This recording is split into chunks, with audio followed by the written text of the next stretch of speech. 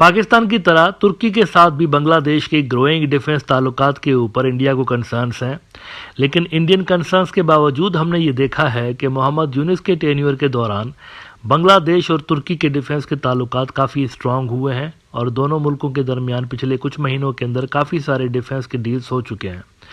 अब इनमें से कुछ डिफेंस की जो डील्स हैं वो ऐसी हैं जिनकी डिटेल्स लोगों को पता है, मीडिया के अंदर आई हुई हैं, लेकिन कुछ डील्स ऐसी भी हैं जो कि खामोशी के साथ हुई हैं, उसको ज़्यादा कोई मीडिया कवरेज नहीं मिली। इसकी वजह एक तो ये भी आप समझ सकते हैं कि जियोपॉलिटिकल टेंशन्स चल रहे हैं रीजन के अंदर, और तुर्की के हवाले से भी रीजन का एक मुल्क ऐसा है जो कि नहीं चाहता कि बांग्लादेश के उनके साथ ताल्लुकात बने, तो कुछ डील्स को डाउन प्ले भी किया गया है जानबूझ के। ऐसी ही एक डील की डिटेल्स सामने आई हैं जो कि आपके साथ आज के प्रोग्राम में शेयर करूंगा। इसका मेरे पास कोई रेफरेंस नहीं है, ये सूत्रों के अनुसार मैं आपको बता रहा हूँ। अच्छा, कुछ दिन पहले एक ऐसी ही डील मैंने आपके साथ शेयर की थी जो कि बांग्लादेश और तुर्की के दरमियान हुई थी। एक रॉकेट सिस्टम बांग्लादेश ने ख़रीदा था तुर्की से। अब उस वक्त भी मेरे पास कोई रेफरेंस नहीं था, लेकिन जब मैंने वो एपिसोड किया था तो उसके 3-4 रोज़ के बाद तुर्की की मीडिया के अंदर वो डिटेल्स छप गई थी। टर्की टुडे में उस डील के हवाले से रिपोर्ट लगी थी।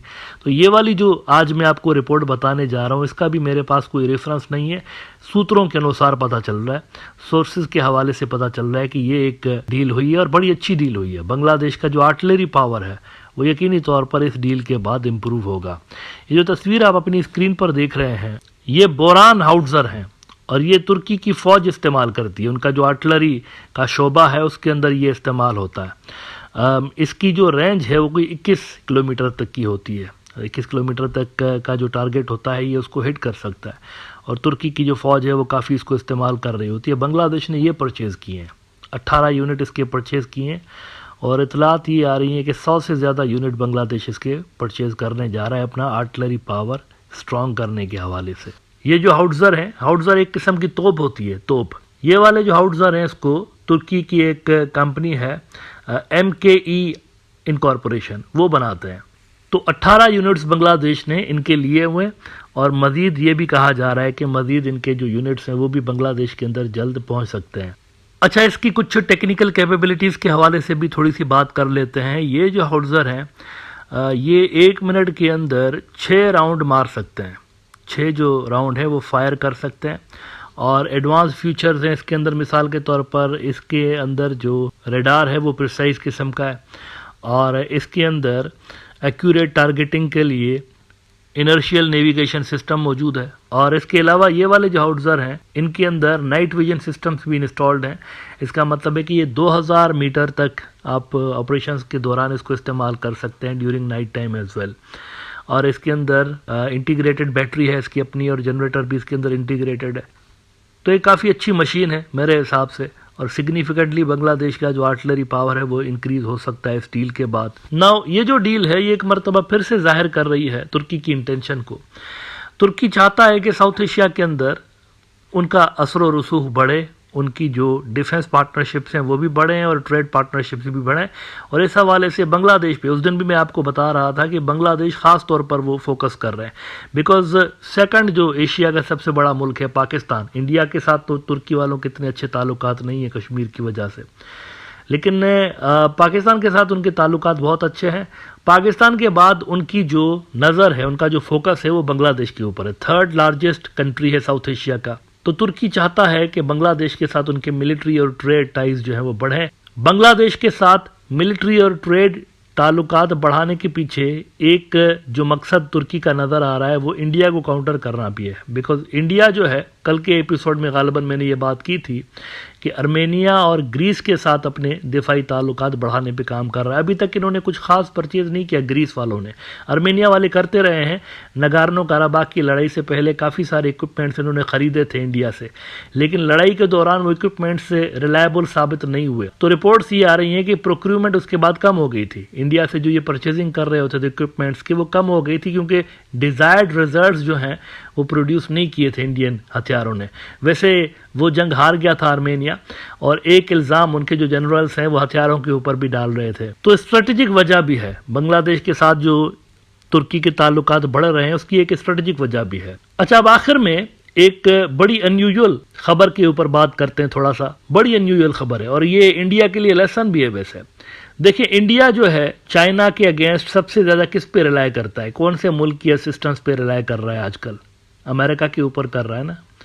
वो समझते हैं कि इंडो पैसिफिक स्ट्रेटजी के अंदर आ गए हैं तो अमेरिका हमारी हेल्प करेगा। लेकिन ये ज़रा तस्वीर देखिए, ये रिसेंटली यूनाइटेड नेशंस के अंदर, मतलब ये मैं आपको दिखा रहा हूँ कि अमेरिका कितना रिलायबल पार्टनर है।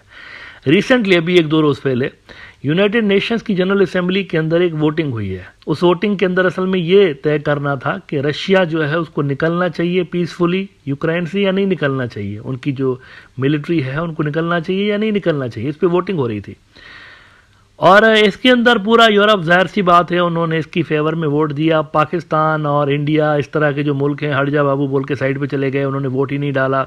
बांग्लादेश ने भी वोट नहीं डाला, वो भी साइड पे चले गए। रशिया के साथ ताल्लुकात बना के रखने हैं ना, तो ये एंटी रशिया रेजोल्यूशन थी। तो ये जो सारे मुल्क हैं हमारे साउथ एशिया के मुल्क, तीनों जो बड़े मुल्क हैं, पाकिस्तानी, बांग्लादेशी और इंडियंस, इन्होंने वोट नहीं डाला, वो साइड पे चले गए। इसके अलावा हमारे जो श्रीलंकन्स हैं, श्रीलंकन्स ने भी वोट नहीं डाला, वो भी साइड पे चले गए। लेकिन इसमें सबसे इंटरेस्टिंग बात क्या है, और शॉकिंग कहूँगा मैं कि शॉकिंग बात कौन सी है, इसमें शॉकिंग बात यह है अमेरिका ने इसके अगेंस्ट में वोट डाला। Unlike all the European countries, America ने इसके अगेंस्ट में वोट डाला। अमेरिका ने कहा कि नहीं, रशियन ट्रूप्स को यूक्रेन से विथड्रॉ नहीं होना चाहिए। लुक एट दैट, ये नया अमेरिका है। डोनाल्ड ट्रंप के जीत कर आने के बाद नया अमेरिका है और नई पॉलिसीज़ हैं उनकी। इसमें उन्होंने कहा कि रशियंस को इस तरह से नहीं जाना चाहिए वहाँ से। अच्छा, क्यों उन्होंने ये वोट डाला है? ये ज़ेलेंस्की को प्रेशराइज कर रहे थे कि हमारी जो $500 अरब की डील है, ये जो मिनरल्स की डील है हमारी, ट्रंप कह रहा है कि हमारे से जो पैसे लिए आपने, बिलियंस ऑफ डॉलर्स की एड लिए, तो वो पैसे तो आप हमें वापस नहीं करेंगे, इसके बदले में हमें अपने सारे जो मिनरल्स हैं वो दे दें $500 अरब के। ये उन्होंने सुझाव रखा है और साथ में धमकी भी दी है, हमारी बात नहीं मानोगे तो रशिया को बोलेंगे तुम्हें इतनी कूट पड़ेगी कि हम भी बचाने नहीं आएंगे। इतलात ये आ रही हैं कि ज़ेलेंस्की कल चीखता हुआ नज़र आया प्रेसिडेंशियल हाउस के अंदर, वहाँ पर जब ट्रंप का नुमाइंदा वहाँ पहुँचा कीव के अंदर, और वहाँ पर उनकी मुलाकात हुई ज़ेलेंस्की से, और ज़ेलेंस्की के सामने ये प्रपोज़ल रखा गया कि सीज़ फायर करवा के देते हैं, लेकिन ये सामने जो तुम्हारे एग्रीमेंट पड़ा हुआ है इसको साइन करो। तो कहा जा रहा है कि वो चीखता रहा वहाँ पर कि तुम तो मेरे से मेरा मुल्क मांग रहे हो कि मैं पूरे मुल्क का सौदा कर दूं, सरेंडर कर दूं। लेकिन रो धोकर और चीखो पुकार के बावजूद भी आखिर में वो मान ही गया है, उसके पास कोई और ऑप्शन ही नहीं है। Is playing on a weak pitch. तो ये जो वोटिंग हुई थी ये उससे पहले हुई थी, इसके मान जाने से पहले हुई थी। इसमें अमेरिकन ने कहा कि नहीं, हम रशिया के ट्रूप्स के विथड्रॉल के खिलाफ हैं। अब इसमें इंडिया के लिए क्या लेसन है? इंडिया के लिए लेसन यह है कि वो भी अमेरिका के ऊपर इस तरह से डिपेंड कर रहे थे, वो भी यही समझ रहे थे कि ये चाइना के अगेंस्ट हमारी हेल्प करेंगे। तो मेरे ख्याल से यूक्रेन का जो अंजाम हुआ है उससे सबक सीखने की ज़रूरत है, और बजाय इसके कि इंडिया अपने नेबर्स के साथ, इंक्लूडिंग चाइना, पाकिस्तान, बांग्लादेश, इन नेबर्स के साथ हॉस्टाइल रवैया रखे जैसे ज़ेलेंस्की ने रशिया के साथ रखा था, बेहतर होगा कि इनके साथ फ्रेंडली वे में अपने जो इश्यूज़ हैं वो रिजॉल्व करें और बाहर की फोर्सेस के ऊपर आसरा करना छोड़ दें।